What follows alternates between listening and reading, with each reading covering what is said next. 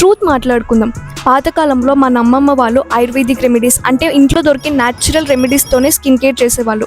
అందుకే వాళ్ళ స్కిన్ ఇప్పటికీ అంత గ్లోయింగ్గా హెల్తీగా ఉంటుంది.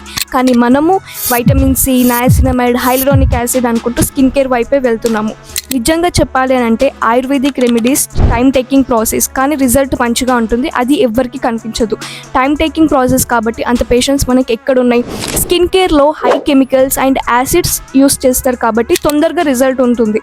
అన్ని స్కిన్ కేర్ ప్రొడక్ట్స్ అలాగే ఉంటాయని నేను చెప్పను. కొన్ని వాటిలో న్యాచురల్వి కూడా కలుపుతారు. కానీ స్కిన్ కేరే ఆయుర్వేదిక్ రెమెడీస్ ఆయుర్వేదికే. స్కిన్ కేర్ అనేది జస్ట్ విజిబుల్ రిజల్ట్ కోసం మాత్రమే. మీరు ఏదైనా ప్రోడక్ట్ యూస్ చేయడం ఆపేస్తే మళ్ళీ మీ ఒరిజినల్ స్కిన్ టోన్ అనేది ఉంటుంది.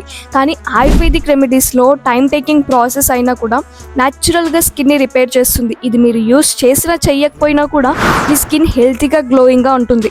మీరే చూస్ చేసుకోండి, స్కిన్ కేర్ ఆయుర్వేదిక్ రెమెడీసా. మీకు కూడా ఆయుర్వేదిక్ రెమెడీస్, ఆయుర్వేదిక్ ప్రోడక్ట్స్ కావాలంటే మీకోసం నేను ఆయుర్వేదిక్ సిరీస్ అనేది స్టార్ట్ చేస్తున్నా. ఈ వీడియో మీ ఫ్రెండ్స్ అండ్ ఫ్యామిలీకి షేర్ చేయండి. And do follows in makeovers. Bye.